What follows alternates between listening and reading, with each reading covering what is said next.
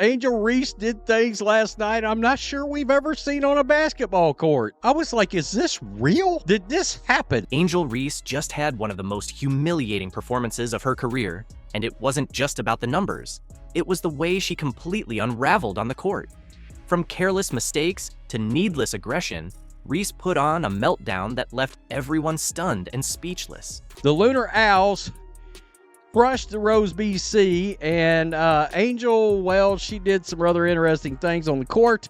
And Napheesa Collier, well, look now, one thing we could say, they are not afraid of Angel Reese and the Rose BC, because after hitting the game-winning shot, Napheesa had some real words towards Angel Reese. But the real highlight?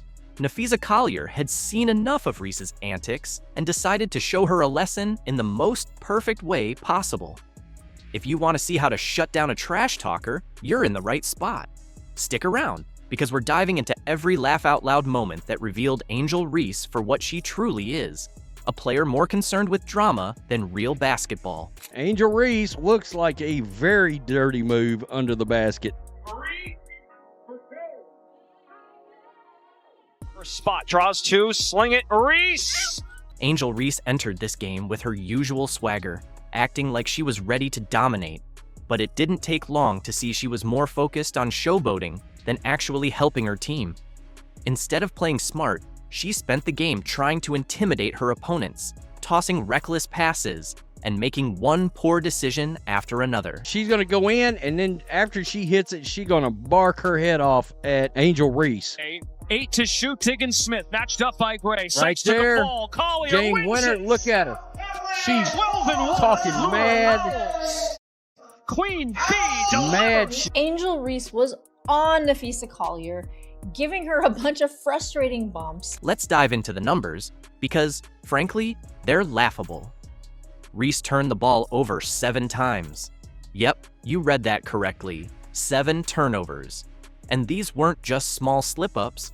We're talking about some of the most absurd blunders you'll ever witness at the pro level. At one point, Reese launched the ball right into the backboard, grabbed her own errant pass like she was playing a solo game of catch, and then stood there looking utterly baffled, as if she couldn't believe what had just unfolded. Angel Reese rebounded her own pass.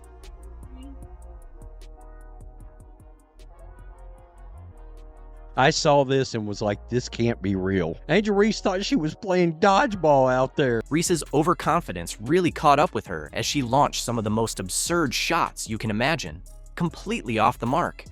When she wasn't airballing, she was out there trying to play bully ball, repeatedly shoving and body-checking Napheesa Collier, all in a desperate attempt to get under her skin. Angel was 8 for 16 for 17 points, 10 boards last night, 7 turnovers. Napheesa Collier right here, 7 of 16. She had 16 points, 9 rebounds, but she had the most important thing, the game winner last night. But here's where the real fun kicks off. Instead of letting Reese's antics rattle her, Collier did exactly what a true pro would do. She stayed locked in, kept her focus on the game, and absolutely exposed Reese for the fraud she is. Every time Reese tried to get physical, Collier answered in the best way possible by lighting her up on the scoreboard. I mean, Angel Reese is out there looking like a UFC fighter. If you're a hoops fan, if you're a basketball fan, and you watch this, I don't give a if you are an Angel Reese fan. You can't tell me this is not egregious. They're doing everything they have to do to sell this league. Angel Reese's desperation hit a peak when she pulled off one of the most awkward defensive plays of the game. Trying to muscle her way into position, she completely lost her balance and crashed to the floor like she was auditioning for a role in a B-movie. The best part? The refs weren't having any of it. No whistle, no foul. Just a cringeworthy moment that had fans facepalming. Angel Reese is the most unskilled basketball player in the history of basketball, in my opinion. She has no skills. She knows that she's not a very good basketball player. That's why she spends so much time half naked and taking pictures and promoting things that have nothing to do with basketball. Social media didn't hold back, quickly roasting her for that ridiculous flop. Fans were quick to point out that for all her talk about being a tough physical player, she sure crumpled like a paper bag when it worked in her favor. It was another harsh reminder that while Reese loves playing the villain, she doesn't exactly shine when the heat's on. Instead of stepping up and asserting her dominance, she turned to antics that only made her look more out of her depth. This is Angel Reese, the content creator side. It's pretty clear basketball is her top priority. I cannot imagine how anybody could view this athlete in any other way. It's clear basketball is front and foremost. This is all helping with things like shooting better from the field and missing layups. She has no rhythm, just like she can't make a layup. Practice layups. OnlyFans incoming. Meanwhile, Napheesa Collier stayed locked in, letting her game do the talking. While Reese was flailing for attention, Collier was racking up buckets, showing why she's one of the best. Every time Reese tried to rattle her, Collier responded with pure skill. And just when it seemed like Reese's night couldn't get worse, she panicked and threw a pass right into an opponent's hands. Another turnover, another wasted chance, another embarrassing moment. I think Angel's more concerned about being an influencer, content creator, over being a better basketball player. This was her taking pictures, hanging out with some rappers and producers, etc. You think you could get a bucket in this format, full court 3-on-3? You don't think I can get a bucket? Yeah. If Angel Reese on my team, yeah. By the end of the game, the contrast between the two players was painfully obvious. Collier was the epitome of professionalism, calm, collected, and clutch when it mattered most. Reese? She was nothing more than an overhyped mess, letting her emotions control her every move. It was a night to forget for Reese, but for fans who've watched her antics all season, it was just another glaring reminder that she's nowhere near the superstar she claims to be. This loss wasn't just another tally in the column, it was the brutal exposure of her reckless, undisciplined play. While she's built a brand on trash talk and drama, games like this lay bare why she's nowhere close to the level of true stars like Collier or Caitlin Clark. The difference between all the noise and real talent was put on full display, and in the end, Reese walked away with nothing but yet another humiliating loss. It's that time. Harvest. You guys, everyone wants me to cry today. No way.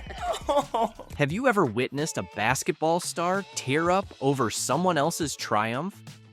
Well, A'ja Wilson just did. The WNBA champion was seen in tears, but not for the reasons you'd expect. It's all in response to Caitlin Clark's emotional jersey retirement announcement. I was like in tears, y'all. You might be asking, what's all the fuss about? Don't players have their jerseys retired all the time? Well, not like this. Caitlin Clark's retirement ceremony is already setting records before it's even happened. Meanwhile, A'ja Wilson's fans are crying foul, suggesting Iowa orchestrated this to steal the spotlight. But what spotlight? Iowa likely didn't even know when South Carolina planned Wilson's ceremony, especially since she graduated nearly a decade ago. We've got the facts, the timeline, and fan reactions that tell a different story. Let's break down why Wilson's tears are flowing and how Clark is once again changing the game for women's basketball.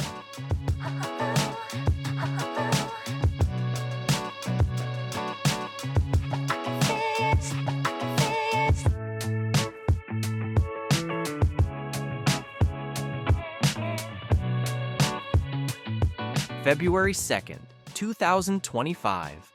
Don't forget that date, because it's about to become legendary in women's basketball. 2 players, 2 jersey retirements, but only one is stealing the spotlight like a supernova. Caitlin Clark and A'ja Wilson, both revolutionizing women's basketball in their own ways, are set to have their jerseys retired on the same day. But that's where the comparison ends.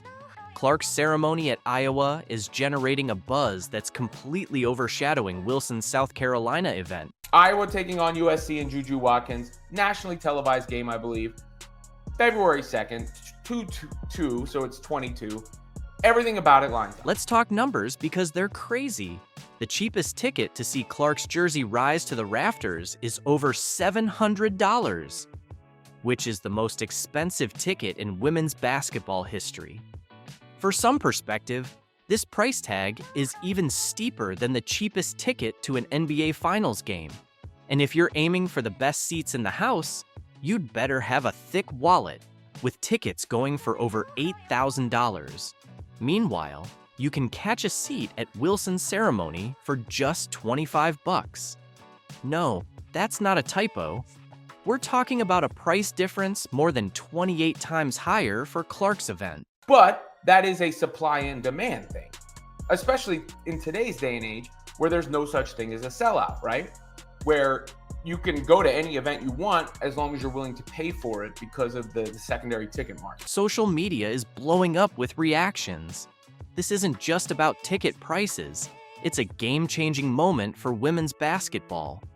The demand we're seeing now was unimaginable just a few years ago. Clark's final home game shattered records with tickets reaching $450. But now that feels like pocket change compared to her retirement ceremony. What's unfolding here is Clark reshaping the entire landscape of women's basketball.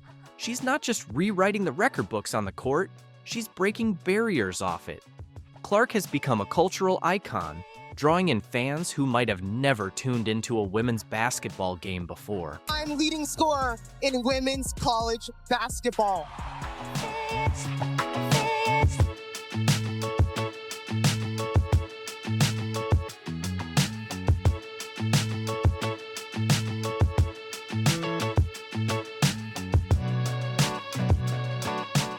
But wait, there's more. This story is far from over. What does Wilson and her team have to say about this, you may ask? One of the sentiments that was expressed was, oh, it's the same day as A'ja Wilson's, how could you do it? First of all, I remember them announcing A'ja Wilson was getting her jersey retired, but I didn't remember the date or anything. When the Clark news broke, I didn't think about A'ja Wilson. And again, as is the case with Caitlin Clark, this only is going to bring more attention to A'ja Wilson's jersey retirement. As ticket prices for Clark's ceremony soared, another kind of inflation was taking over: online outrage. A'ja Wilson's fans aren't just upset, they're convinced a conspiracy is at play. But what if the real story is even more explosive than they think? The social media storm ignited with Wilson's supporters crying foul over the timing of Clark's jersey retirement. One fan didn't hold back, tweeting, "Why would y'all retire her jersey on the same day as A'ja Wilson? Are y'all stupid?" This sentiment echoed across social media, with Wilson's fan base feeling like their star was being overshadowed by the Clark phenomenon. But here's where it gets interesting. The timeline of these announcements tells a different story. Iowa didn't just pull Clark's jersey retirement out of thin air. They revealed their plans back on April 11th, 2024, right after the NCAA championship game. And yes, Clark did get a standing ovation when Iowa's athletics director announced that the university will retire her number 22 jersey. That number holds a lot of weight, far beyond my name, and I guess I'm just really grateful, and it'll be a special day when that happens for sure. Thank you. It's been very special, and this place will always be home to me. South Carolina didn't unveil their plans for Wilson's jersey retirement until October 2024. 6 months later, folks. Wilson's fans are saying they're not Clark fans, so why should they care about Iowa stealing the spotlight with their announcement? Why can't both players be honored on the same day? First of all, there's nothing wrong with two schools retiring respective jerseys on the same day. But secondly, if you wanted the focus to be on A'ja Wilson, she'll probably get more attention as the second, most recognized jersey retirement of that day than she would have if she had the stage all to herself on that. So why are Wilson's fans so certain that Iowa is trying to steal South Carolina's thunder? It all boils down to the meteoric rise of Clark's popularity. Iowa's athletic director, Beth Gutz, put it bluntly, Clark's accomplishments have made a lasting impact on the university and on women's basketball. They weren't responding to Wilson's announcement. They were celebrating their own superstar. Now, let's address the elephant in the room. Why did it take South Carolina so long to honor Wilson? One fan pointed out the obvious. Why did it take a decade for South Carolina to retire A'ja's number? How is that Iowa's problem? It's a fair question. Wilson graduated in 2018, Yet it's taken until 2025 for her alma mater to retire her jersey. That's not on Iowa, that's on South Carolina. And South Carolina waited years and years to retire Asia's jersey. The conspiracy theories are running wild, with some of Wilson's supporters convinced that Iowa deliberately picked this date to overshadow Asia's moment. But let's think this through. Iowa chose a date that aligns with a high-profile game against USC, featuring rising star Juju Watkins, which was already set to be nationally televised. Plus, Clark's jersey has been hanging in Carver Hawkeye Arena for months. Everyone knew it was coming. How could Iowa possibly know when Asia's retirement ceremony was planned? No one even knew about it until Clark made her announcement. This isn't about stealing anyone's spotlight. It's about maximizing exposure for women's basketball as a whole. And then there was, Iowa is rushing this.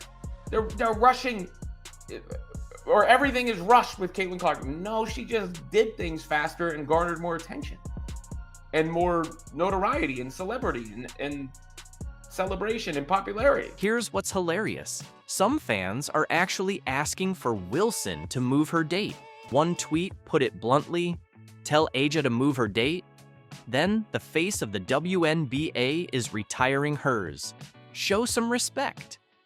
It's a stark reminder of how quickly the landscape of women's basketball is evolving. So what's really happening here? Is this about disrespect? Or is it simply a changing of the guard in women's basketball? The facts don't back up the conspiracy theories. Iowa's plans were in place long before Wilson's announcement, and they're just capitalizing on Clark's massive popularity. But here's the twist. There might be more to Aga's reaction than just the jersey retirement itself. Is this truly about the ceremony, or could it be a deeper feeling of jealousy? You come in as a rookie and like you said, like you're trying to figure out a new environment, new teammates. Like you don't want to say too much. You don't want to say too little. And it's just so hard. What if I told you that Caitlin Clark's greatest challenge wasn't on the court, but within the locker room? That her most significant achievement wasn't smashing records, but building connections? How do you excel without outshining your teammates? How do you blend in while still standing out? It's crazy, like looking back at a year ago today or around this time, like I was just beginning my senior year of college. And obviously, people knew who we were and people attended our games, but it's obviously not on the magnitude that it is now. Yeah. So like life just changes fast, but that's what makes it fun and cool. And, quickly started a new chapter of my life too, like moving here to Indianapolis. And in an insightful podcast interview, Clark opened up about her rookie year and how she navigated those challenges. Her comments about her teammates will make you reconsider everything you thought you knew about the Indiana Fever. What are her true feelings toward the team around her? From sophomore Aaliyah Boston to Fever's close friend Lexi Hull and others such as Kelsey Mitchell and Nalissa Smith, we uncover Caitlin's unfiltered thoughts about them. Ready for the inside scoop?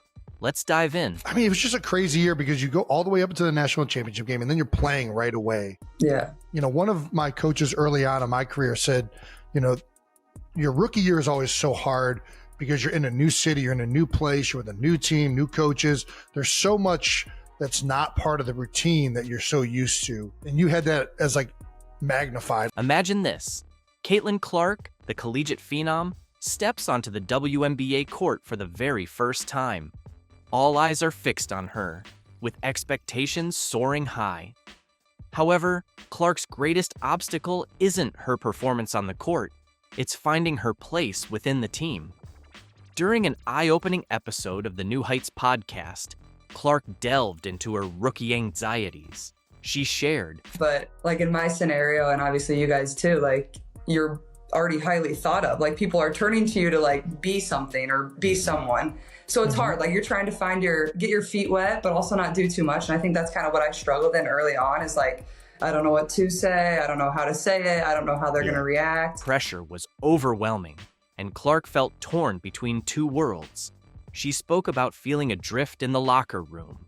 Should she take the lead or go along with the group? It was a mental battle intensified by her fame. Yet, Amidst the turmoil, Clark discovered a positive side. The fast-paced WNBA environment kept her concentrated. But I think it was good a little bit too. Like, you don't have time to overthink things. Like, it's just like boom, boom, boom, boom. Yeah, like, you're just on to the next. But at the same time, like, you don't, like, I feel like I never really ended the chapter of college. Like, it was just like, you been left. But maybe that's good. You don't have a lot of time to think about it. So I think that's definitely the weirdest part of, you know, women's professional basketball, and obviously college basketball too, is just that change. But that's kind of how it has to be too. So it's just different. Her teammates became her rock during this wild transition. While some teammates caused problems in the beginning, eventually everyone came together to thrive in the WNBA. For not knowing, you nailed it. You did really well. But also, like, I had a lot of really good vets around me too, so I feel very grateful for that. And we had a fairly young team too, so like people had been through it fairly recently, so they knew how I felt. But like, I feel like that definitely is a huge challenge, and that goes for whatever professional sport. Like, you're trying to learn, but also people are looking at you like, you got to perform and like be what they drafted you to be, and that can be tough. In a heartfelt moment, Clark confessed, "I feel like I never truly closed the chapter of college. It was just like you left. But maybe that's for the best.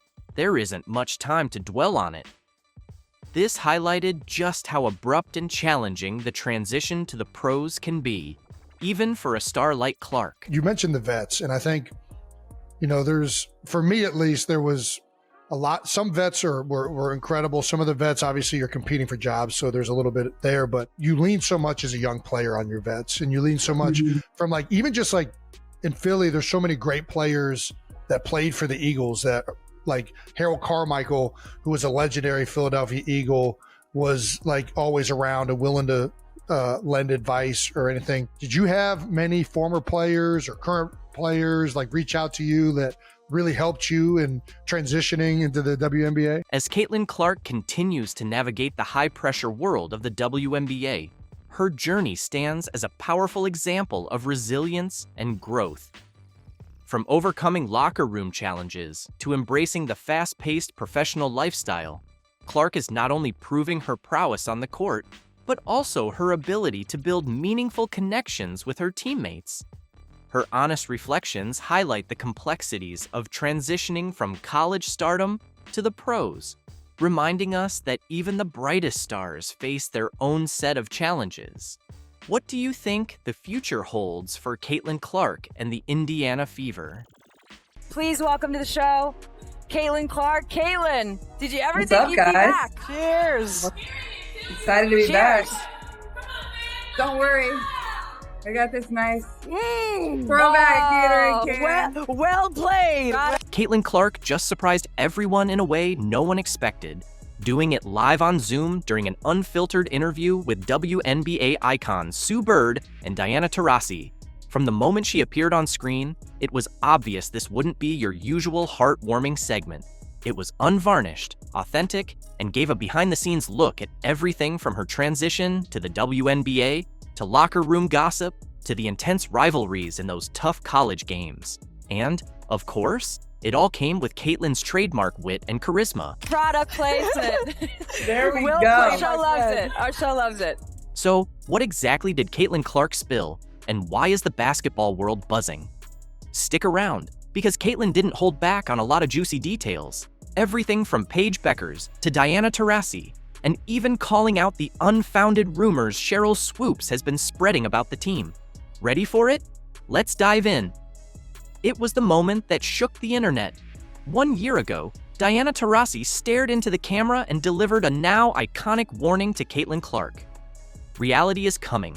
Remember that? What will the league have in store for them when they get there?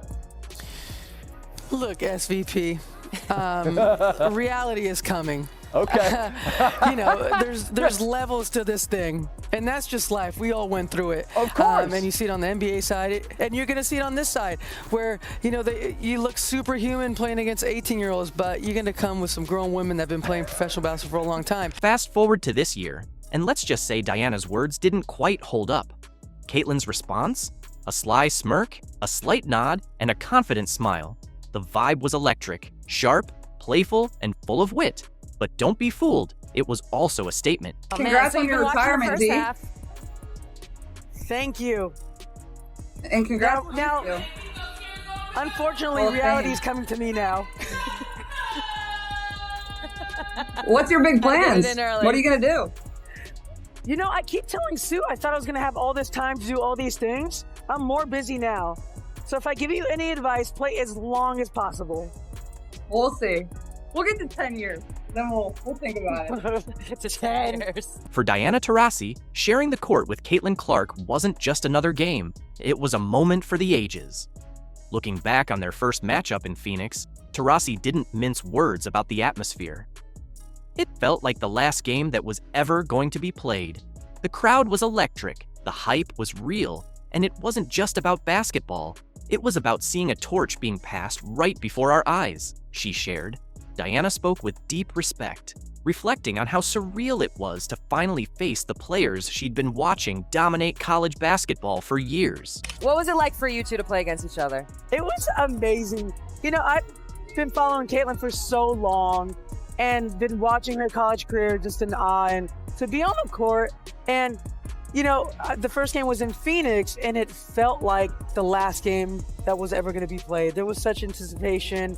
The crowd was going crazy. All the people that came out to see Caitlin and you know, our teams play against each other. It really was an amazing moment. And you talked about how, you know, if you could play against anyone that is this new generation. So I got to cross paths with Caitlin, at least for a couple games. And to me, that meant a lot, you know? Caitlin's perspective, just as classy, but with her signature edge. She remembered that Phoenix game too. Except for her, it was personal. We were down by like 10 or 15 and came all the way back to win, she recalled, pride clear in her voice. That comeback wasn't just another line on the scoreboard, it was a defining moment for her and her team. Battling against a legend like Taurasi and coming out victorious? That's the kind of experience that builds confidence, and Caitlin made sure everyone knew it. And what it was like to play against D. Well, I was saying, like, that game in Phoenix, because we only played in Phoenix one time. And it was before Olympic break. Obviously, we had All-Star there too, but it was a great game. Honestly, I'm pretty sure we were down like 10 or 15 and came all the way back and won. That was like our first like win versus a team that was above 500. So thank you. I appreciate that. Beneath all the fierce competition, there was a deep mutual respect. The moment transcended being just another game. It became a clash of eras, unfolding right before our eyes. While Caitlin and Diana might be at different points in their careers, the impact they're both having, that's something that will last forever. As they laughed and joked about the experience, it was clear. This wasn't just playful banter, it was basketball's past and future coming together in perfect harmony. Caitlin, how excited are you for this next WNBA season? New head coach and Stephanie White. You added Natasha Howard, who Sue knows really well, DeWanna Bonner, which I know really well, Sophie Cunningham. I mean, it seems like, you know, from the outside, this roster's ready to compete now, which is easy for us to say. We know there's a process to get there, but like when you see that and you see those names come in, what does that make you feel like? Caitlin Clark is heading into the new WNBA season with more than just momentum. She's bringing the heat. When talking about her revamped roster, her excitement was impossible to miss. With new head coach Stephanie White, seasoned veterans like Natasha Howard and DeWanna Bonner, sharpshooters like Sophie Cunningham, and defensive powerhouses like Sydney Colson and Brianna Turner, Caitlin knows the talent on her team. But she's also aware of the challenges ahead. With 7 new players and a tight timeline to build chemistry, Caitlin's already in full figure-it-out mode, and she's ready to tackle it head-on. Oh, well, I mean, obviously on paper we have a really good team, but, you know, you only have, I mean, we start training camp, I think, on the 27th, and then, like, we have a back-to-back of preseason games on May 3rd and May 4th. So it's like, you have a very short amount of time to put that together, and 7 new pieces, and whether we carry 11 or 12, like, more than half of our roster, like, that's, you know, that's a hard thing within itself, but we should be pretty good. And like, I'm excited about it. I think what we needed was, you know, we added a lot more experience. Like in the playoffs, we just didn't have that. We were a young group. And it's not just her mental game that's been getting stronger, her physical game has leveled up too. When asked about that viral off-season photo where her arms looked noticeably more defined, Caitlin couldn't help but laugh. And there was the viral picture that went around showing off your guns. Everyone's wondering, have you been hitting the weight room? Was it the camera angle? What happened It was there? the- How it did was you the do that? camera I've been angle, trying the to do that for editing. 20 years. AI is getting out of control. Come on. Caitlin Clark wasn't just hitting the weight room to look good in a photo. She was preparing to become an even more dominant force on the court. Every hour spent in the gym was about strengthening her body to match her fierce mentality. It wasn't just about bulking up. It was about becoming more powerful, more relentless, and untouchable when the game was on the line. But Caitlin didn't stop at physical strength. She refined her entire skill set. She focused on adding a floater to her arsenal, powering through contact at the rim, and mastering the mid-range game. This wasn't casual training. It was a deliberate plan to evolve into an unguardable offensive weapon. Caitlin isn't just preparing to keep up with the competition, she's training to take over. Every move, every shot, was with the intention of dominating in ways we've never seen before. But yeah, man, Asia Wilson, man, commanded $19. Caitlin Clark doesn't just move the needle, she is the needle. And if you need any more proof of that, the Indiana Fever exhibition game sold out in just about 30 minutes. Asia Wilson and the Las Vegas Aces just got smacked with a harsh reality check. And let's just say, it ain't pretty. While the Indiana Fever's preseason game sold out in less than an hour, Asia and her crew are practically handing out tickets like they're free drink coupons at a happy hour. Caitlin Clark isn't just outshining the so-called best player in the WNBA. She's making the reigning MVP look completely irrelevant. Did Wilson forget to send out a group text reminding people she still exists? Did the Aces marketing team get too caught up in a free buffet? Whatever the reason, someone needs to call up Vegas's front office because they might need Clark just to fill the stands. And, let's be real, this is making Asia Wilson downright furious. This, by the way, is driving Asia Wilson fans nuts. They're furious that this is happening on the same day. Why are they doing this? Oh my God, don't they realize the impact of Asia Wilson, blah, blah. What impact? Stop it. Meanwhile, over in Indiana, it's total chaos. Fever fans are doing everything but camping out just to catch a glimpse of Caitlin Clark in a preseason game. The matchup, held at the University of Iowa, Clark's old stomping grounds, didn't just sell out, it sent ticket prices soaring into the stratosphere. Resale sites are going nuts, with seats going for thousands of dollars. The cheapest ticket left? A casual $400 to $500. That's right, $1,000 just to see Clark warm up before the real season kicks off. Fans are treating this like it's Game 7 of the WNBA Finals. But yeah, it's a big situation again. Like Caitlin Clark selling out Iowa, sold out a preseason game. People saying it sold out in 40 minutes. This is within 20 minutes. Like obviously you couldn't get onto the damn website. It's sold out. You could have been trying to refreshing the page and not got tickets. Most of the time, it officially sold out in 40 minutes, but like realistically, it almost crashed the website. But let's talk about what's going down in Las Vegas, because it's getting downright embarrassing. The so-called powerhouse of the WNBA can't even get people to cough up a measly $19 for a ticket. That's less than what you'd spend on a meal at a decent restaurant. At this point, the Aces might as well start handing out buy one, get one free deals just to fill a few rows. You'd think a team loaded with MVPs, All-Stars, and Olympians wouldn't have to beg people to show up. But here we are. The Las Vegas Aces. So, let me see how much it's going to bust my pockets to go see the Aces in their first preseason game, man. $19, jeez. The contrast is insane. In Indiana, fans are battling just to get a seat in the nosebleeds for the chance to see Clark's debut. In Vegas, you could stroll in late, grab some nachos, and still have your pick of premium seats. And here's the truth. This isn't just about ticket prices, it's about demand. People are going above and beyond to be in the building for Clark, while the Aces are over here desperately hoping someone, anyone, shows up to check out their so-called historic team. I just want to point that out. As an Indiana Fever fan, I mean, there are people who are willing to pay all kinds of money to get tickets. There are people who are buying merch, flying off the shelves, basketball, all kinds of stuff. And they're begging to buy that shoe. That's why I said Nike, I don't know what the deal is. I'm not into the contract or anything like that. They got something, whatever their agreement is, that's their agreement. I'm saying, though, when that shoe shows up, they better prepare. Let's put this into perspective.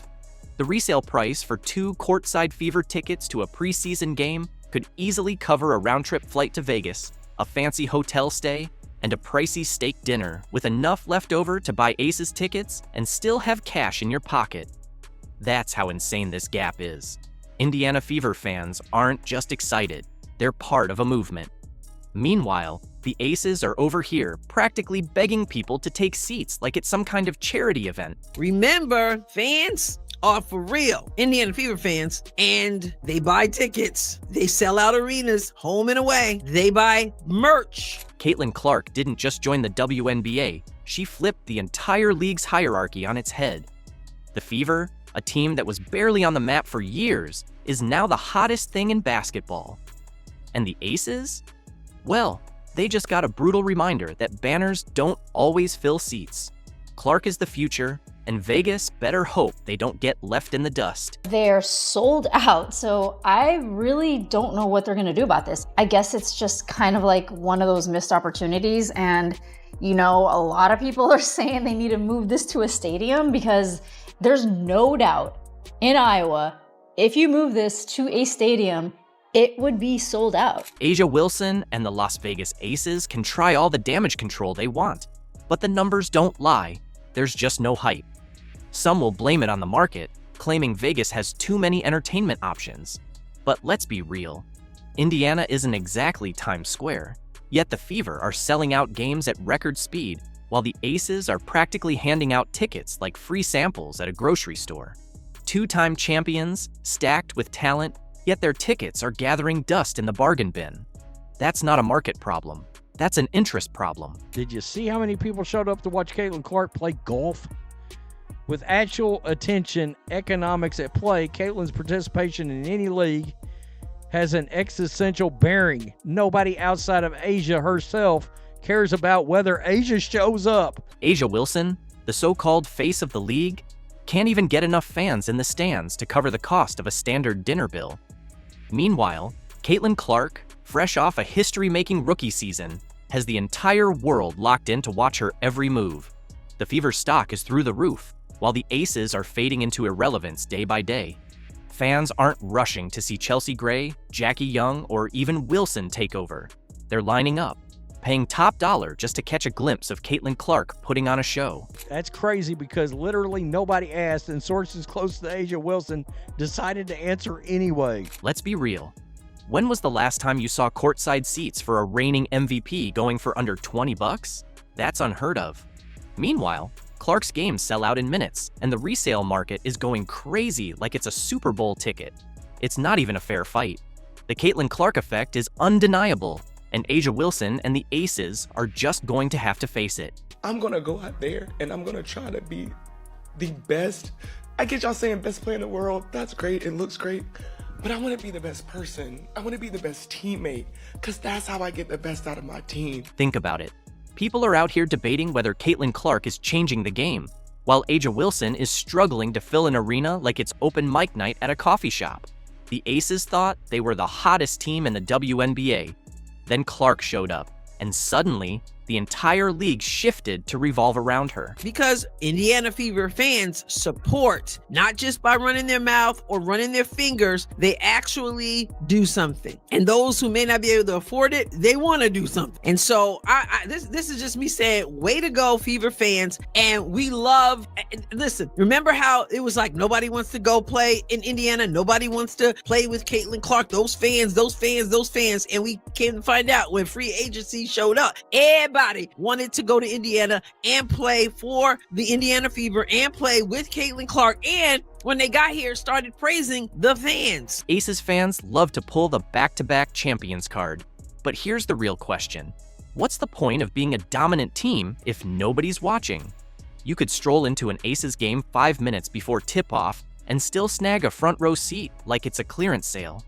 Meanwhile, trying to get a ticket to see Caitlin Clark play is like trying to score front row seats to a Beyoncé concert. Gone in seconds. There are levels to this, and Caitlin Clark is showing she's in a league of her own. The WNBA's future has arrived, and the Aces just got left behind. I shouldn't be surprised, and yet I'm still surprised because Indiana Fever preseason, not even like preseason, exhibition game, where the Indiana Fever are going to play the Brazilian national team at Cover Hockey Arena, Caitlin's college facility, sold out. They went on sale this morning at 9 a.m. for Fever season ticket holders, Iowa donors, and Iowa season ticket holders for women's basketball. And then general admission was supposed to go on sale tomorrow at 9 a.m. I'm hearing rumblings of like maybe scalpers got in, like the secondary market is already crazy, but it was sold out and a bunch of season ticket holders couldn't even get their tickets. Iowa women's basketball posted this on their Instagram and on their Facebook just a few minutes ago that, hey, it's already sold out. No point in trying to get tickets tomorrow for the general public because you can't. Caitlin Clark isn't just playing basketball, she's rewriting the entire sports landscape.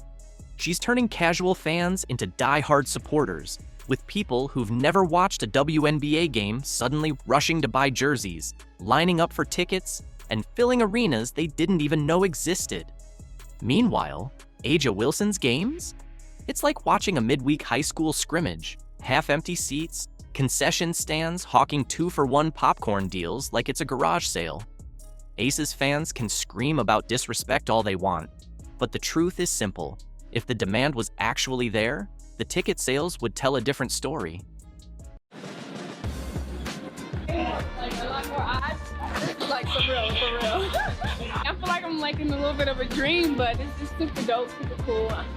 I don't know if I ever seen myself on like this many billboards and pictures, so this is really good. Oh, now it's really real, huh? This is dope. Okay. I gotta get used to 2.5. This is my first time. Something unexpected went down in Indiana, and it's shaking the WNBA to its core. No big press conferences, no spotlight, no orchestrated moments, just a quiet entrance that has the league scrambling to figure out what's next. On the court, Bonner bangs him home. Bonner, the logo 3 at the shot clock mounting in this game. Bonner makes her career best. Bonner hits the 3. Bonner launches over Sabally, got the 3. DeWanna Bonner, two-time WNBA champion, future Hall of Famer, and one of the most respected vets in the game, made her way into Indiana without a hint of drama. No waiting around. And where did she go first? Right to the gym. Her work ethic is impeccable. She is exactly the type of player that the Indiana Fever needed. Similar to what DB said about the competitive fire you all had the moment you had in the playoffs last year, all those things, how do you think your competitive fire can mesh with hers? Yeah, I mean, that's exactly what you want. You want your teammates to be just as competitive as you are. So I think training camp's going to be really fun. That's when you're competing live. You know, you're getting after things. Coaches are figuring out what lineups work, what lineups don't. So I think it's more so like the drive of pushing your teammates to get better. And I think that's exactly what she speaks to when she talks about her leadership. Like, that's going to push all of us to get better when you can see a vet like that come in here and want to get better every single day still. And, you know, you're 12 plus whatever they are in their career. That's inspiring. That motivates you to want to be better too, but just exciting. But waiting for her wasn't a coach, an agent, or a front office exec. It was no other than Caitlin Clark. Clearly the main reason DeWanna joined the team, so she was excited to see her. Thank you very much. That's what 6'5" would do for you. Pick up. Rebound. Back Finlay. Futility from 3 for the Sparks. Over there, Finlay comes up with it. Here's Clark and Trent. Leaves it behind for... There's just 1 of 5. They go threes. Yeah, they do. The rookie sensation, the once-in-a-generation talent, the player every team in the league has been scrambling to figure out. South Carolina players in this game, by the way. Sure do. Tiffany Mitchell, Alicia Gray. South Carolina players in this game? Tiffany Mitchell, Alicia Gray, and the big question lingering? Why? Why would a battle-tested veteran skip the usual welcome parties to hit the gym with a rookie?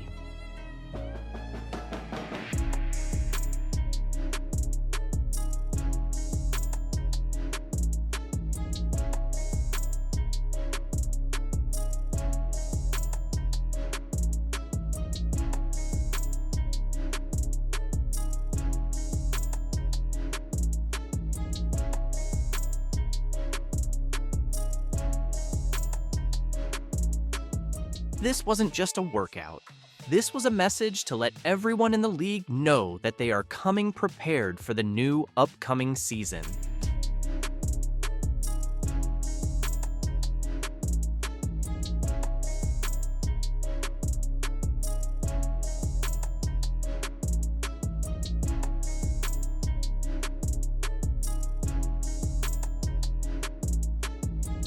And if you think this is just another off-season move, brace yourself for a rude awakening. The Indiana Fever has something big planned up their sleeve. The WNBA is on the verge of a major shift, and the Indiana Fever is right in the middle of it.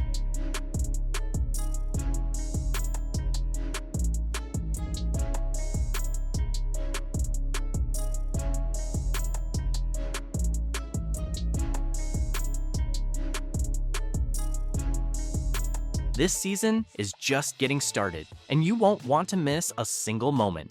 What's up, Fever fans? DB here. So happy to be here, so excited. I'll see you guys in May. No welcome parade, no PR stunt, no fluff.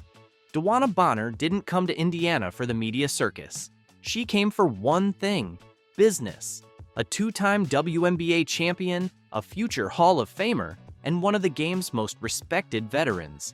But instead of basking in the spotlight or making a dramatic entrance, she went straight to the gym. I'm just happy that I can still be a part of it. I'm happy that I'm still wanted, in different organizations and have the free agency that I had. And I'm coming to probably one of the best fan bases in the world right now, so I'm pretty honored to. No cameras, no distractions, just pure focus.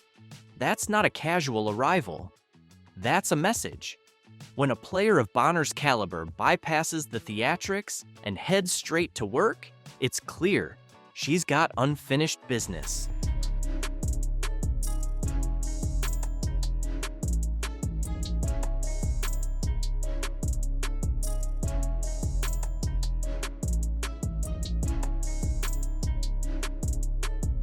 And here's where it gets even more interesting.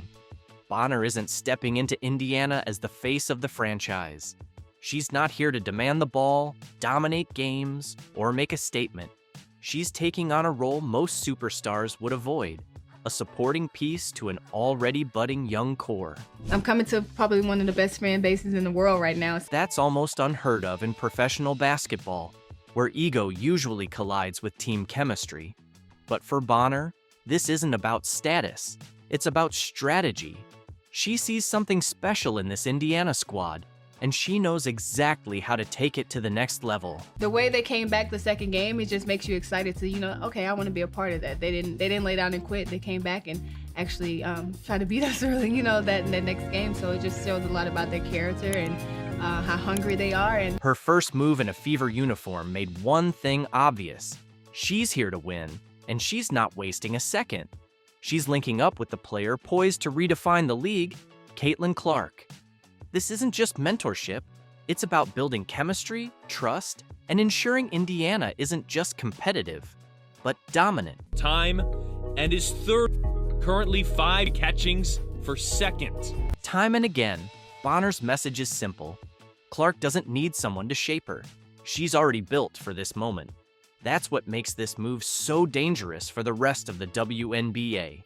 Because if you thought Bonner was just here to mentor Clark, think again. She's here to partner up, to sharpen her, to elevate her. And if that playoff battle was any sign, these two aren't just going to coexist, they're going to dominate. Let's be real. DeWanna Bonner could have gone anywhere. Teams lined up, contenders made their pitches. She had the leverage to choose a championship-ready roster.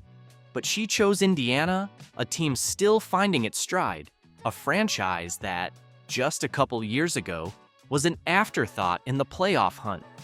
That's not just a decision, that's a statement. A player of her caliber doesn't make a move like this unless she sees something the rest of the world hasn't caught on to yet. I feel like I'm getting hammered. Last season, Caitlin Clark faced cheap shots, constant hacking, and defenders who thought they could muscle their way into shutting her down. Well, guess what? That chapter is officially closed. The Indiana Fever have loaded up with not one, not two, but 3 enforcers who won't stand for any of that nonsense anymore. So the Indiana Fever have got their enforcer. They have got their enforcer for Caitlin Clark. And I'm not gonna lie, like, when it comes to Caitlin Clark and their enforcer, last year everyone was talking about them needing an enforcer. Enter Howard, Cunningham, and Bonner, veterans with attitude. If critics think they can bully Clark, they'll have to get past them first. The closest thing they had was Erica Wheeler. That was the closest thing they had for someone to defend Caitlin Clark, was Erica freaking Wheeler. Maybe Tammy, but Caitlin Clark was getting hit a lot. She was getting hit a lot early, and they needed their Charles Oakley. This move isn't just about talent, it's a statement. The Fever aren't here to compete. They're here to dominate. With these new additions, they've built a squad that plays fast, tough, and, most importantly, protects Clark. Her bullies on notice? So how will these 3 transform the Fever into a WNBA powerhouse? Sometimes you need one of those players on your team. You need one of those enforcers. Every good player, by the way. Every good player, every good team that is a super duper star. Most of the time have enforcer type players. Picture this. Caitlin Clark, the WNBA's most electrifying rookie, steps onto the court for her debut. Fans are buzzing, expecting a show. Instead, hard fouls, excessive contact, and physicality that seemed aimed at taking her down. What's going on here? That's all I see. They try so long to get respect for women's basketball, and then they treat it like a junior high school girl's locker room.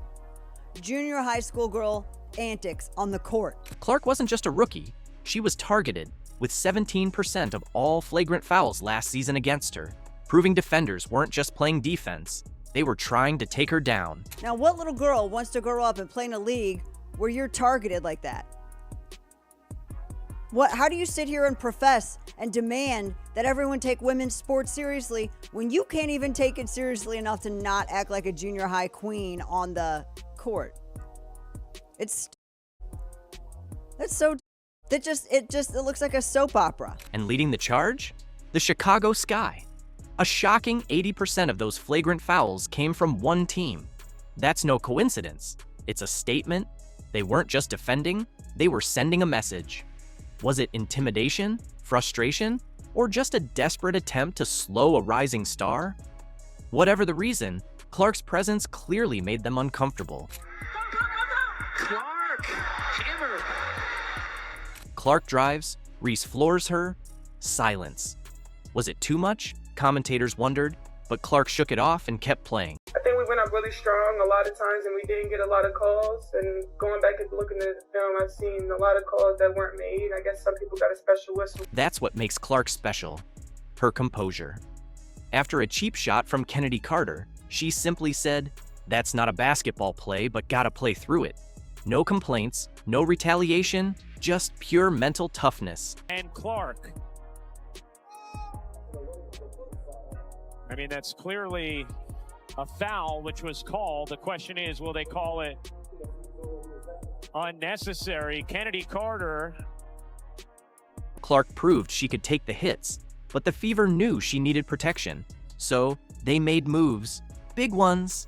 With some serious enforcers now on the roster, no one's bullying Clark anymore. Who are they? And how will they change the Fever's dynamic? The signing of Natasha Howard represents a massive step forward for the Indiana Fever and their quest for a championship. In Howard, the Fever gain a 3-time WNBA champion, a Defensive Player of the Year, an All-Star, and a veteran with more than 300 games played. Natasha Howard isn't just an addition, she's the enforcer the Fever needed. From day one, the message was clear. Clark's no longer an easy target. A 3-time champ, former Defensive Player of the Year, Howard's toughness will end the days of Clark getting bullied. But all of that, and we haven't yet touched upon what Howard does best: defend. Howard was named Defensive Player of the Year in 2019 and has finished in the top 10 of the Defensive Player of the Year voting 3 times in her career. Howard has averaged at least 1 block and 1 steal per game in each of her last 7 seasons. And that versatility is really what makes her a weapon on defense. Last season, Clark faced nonstop physicality, but now defenders will think twice. Howard alone shifts the power dynamic. She commands respect next to Clark, and with her elite stats, 17.6 points, 6.7 rebounds, and a 3-point threat, she'll create more space for Clark, Mitchell, and Boston. Last season, with a minimum of 25 games played, Natasha Howard was one of just 13 players to average 18 points per game. She was one of 16 players to average 7 rebounds per game. And the list of players to average both 18 and 7 last year, short and elite. A'ja Wilson, Breanna Stewart, Napheesa Collier, Brittany Griner, and yes, Natasha Howard. Howard's defense is where she truly dominates. A former Defensive Player of the Year, she's a nightmare in the paint. But that wingspan and 6'2" height allows her to be disruptive defensively around the rim on opposing bigs too. In fact, Howard will enter the 2025 season 25th all-time in blocks in WNBA history. Howard's ready to elevate Clark in the Fever, bringing her experience and toughness to help them dominate, not just fight back. Caitlin Clark was getting hit a lot. She was getting hit a lot early and they needed their Charles Oakley. You've got that in Sophie Cunningham. Sophie Cunningham is heading to Indiana, making the WNBA even more exciting. If Clark needed someone to keep the bullies in check and hit threes, she's got her. There are so many videos of Sophie Cunningham just starting brawls. Some might ask, Cunningham? Wasn't she bringing Clark to Phoenix? Clark had other plans, ensuring Cunningham joined her in Indiana. Sophie Cunningham, in general, is just wild. Wild is the best word I can use to describe Sophie Cunningham. And it is just, it's carnage. It's carnage a lot of the time when Sophie Cunningham gets involved with anything. The amount of fights that Sophie Cunningham has been involved in is mental. Cunningham is a perfect fit for Indiana. She's not just tough, she's an elite shooter, hitting 37.8% from deep last season. With Clark running the offense, that number will rise. If she hits a three, Myisha Hines-Allen fouls her and then tries to step over. And then Sophie Cunningham grabs her leg. Nobody's going near Myisha Hines-Allen, but no, Sophie Cunningham will start the fight. The refs are trying to break it up. None of the Mercury players are going to go near Myisha Hines-Allen. They're scared. She'll scare the bejesus out of them. Myisha Hines-Allen is one of the toughest players in this league. Sophie Cunningham going head to head straight with her. Cunningham brings more than shooting. She's got an edge. She plays through contact, talks trash, and backs it up. Plus, she's a Taekwondo black belt. Like Sophie Cunningham, there are so many things where it's like, part of it her fault, part of it not her fault, but she will not back down. She will not back down under any circumstances from anything. And that is what the Indiana Fever need. If somebody hits Caitlin Clark, if somebody does what Victoria Vivians did to Caitlin Clark, it's not going to be Caitlin Clark that's getting involved to be teed up. Sophie Cunningham's in there. You take the technical foul.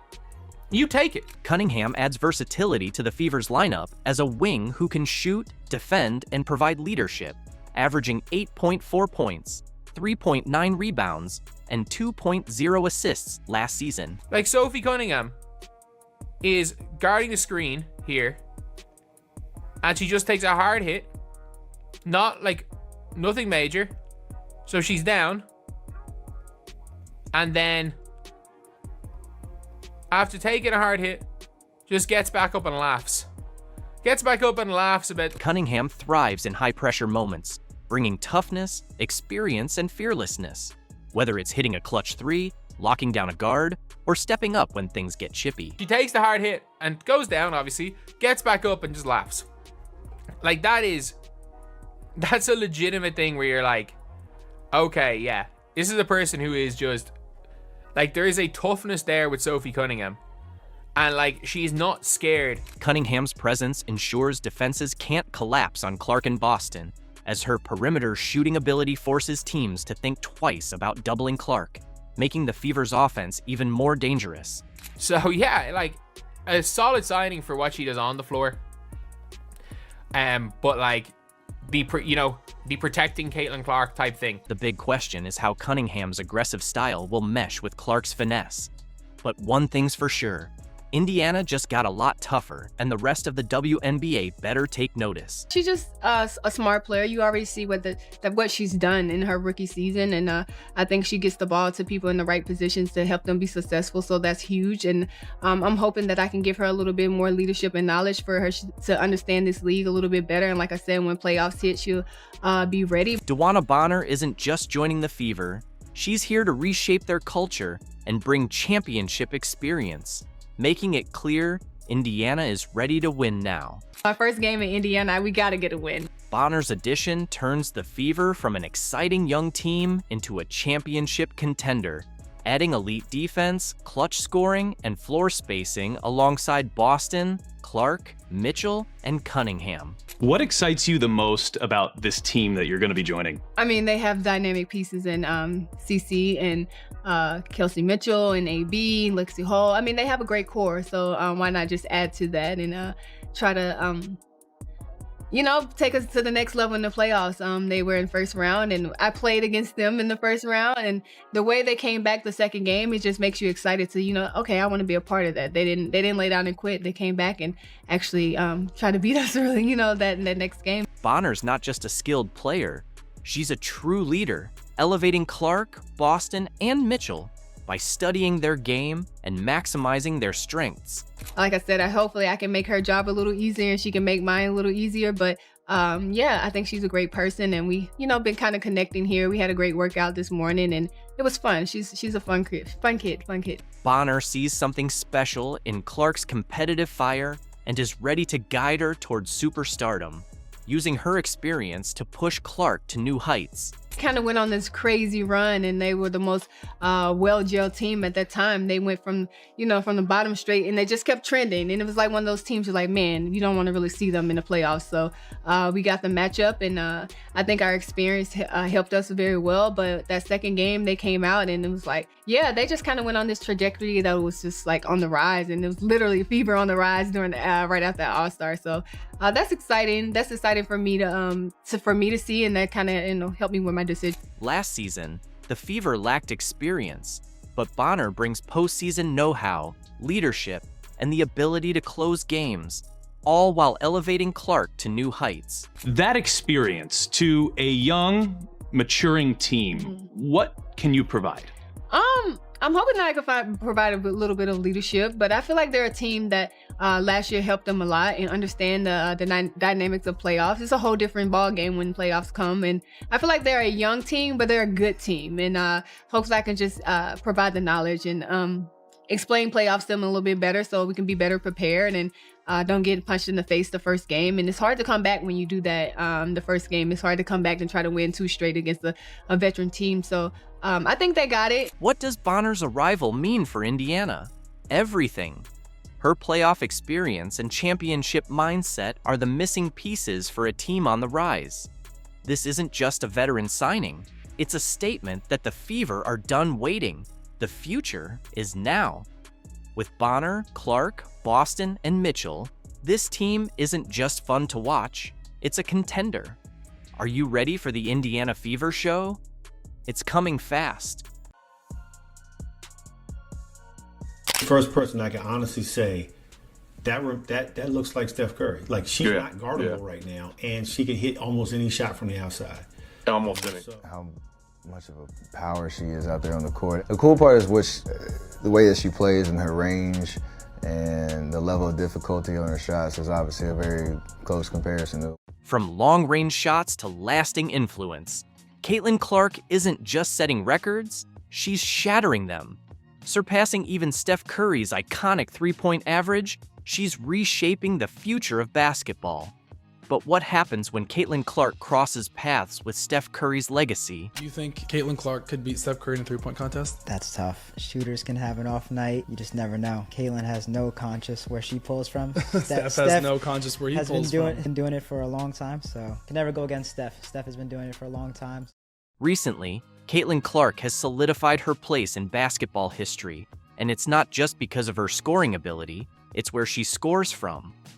New stats show that Caitlin Clark now holds the record for the longest average three-point range, an incredible 28 feet. I think the WNBA narrative right now is Caitlin Clark, and I think that's a good narrative, but it's also not the only narrative. Caitlin is an amazing generational talent, and she's going to do amazing things. You're the #1 pick. People are going to go after. This remarkable accomplishment not only surpasses the previous record held by NBA legend Steph Curry, but it also sets a new, higher standard for shooting excellence in basketball. By pushing the boundaries of what was once thought possible, Caitlin Clark has redefined the range at which players can score, inspiring future generations to aim even further. Do I need to call you the female version of Steph Curry, or do I need to call Steph Curry the male version of Caitlin Clark? I think I'll just be the female version of Steph. At just 22 years old, Clark's achievement is far more than a statistical outlier. It's a reflection of her unmatched skill, court awareness, and unshakable confidence. As the all-time leading scorer in college basketball, regardless of gender, she has already left an indelible mark on the game. With her new record-breaking 28-foot average, Caitlin Clark has not just added a new statistic to her resume, she's fundamentally redefined what it means to be a sharpshooter in the modern era. To put her accomplishment into perspective, Steph Curry, widely considered the greatest shooter in basketball history, boasts a three-point range averaging around 27 feet. At the time, that seemed untouchable. Curry's range revolutionized the game, sparking an era of deep shooting and permanently changing the way basketball is played. But now, Caitlin Clark has pushed that boundary even further, raising the bar to new heights. I love me some Steph Curry. Steph Curry is the greatest shooter in the history of basketball. However, Clark has taken that revolution even further, stretching the boundaries of possibility with an additional foot of range that makes her a constant threat the moment she crosses half court. This is no accident. Clark's shooting range is the result of years of dedicated training, an innate basketball IQ, and an unwavering competitive spirit. Her shooting form is a perfect balance of precision and power, enabling her to effortlessly launch shots from well beyond the arc. But what truly sets her apart is her fearlessness.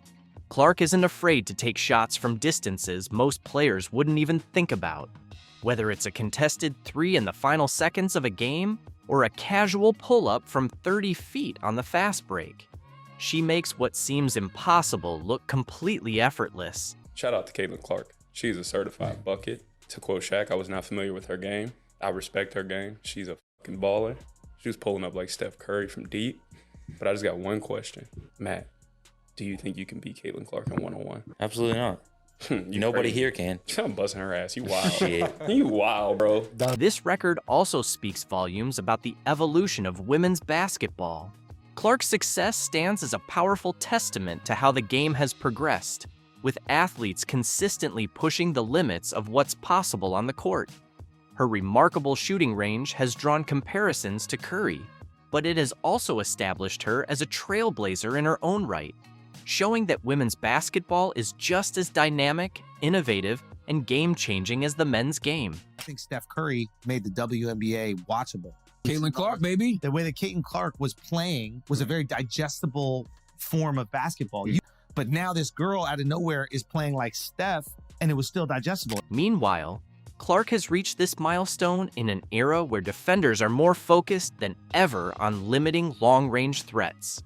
Opponents specifically game plan to neutralize her, yet she continues to excel, constantly finding ways to create space and sink one clutch shot after another from deep.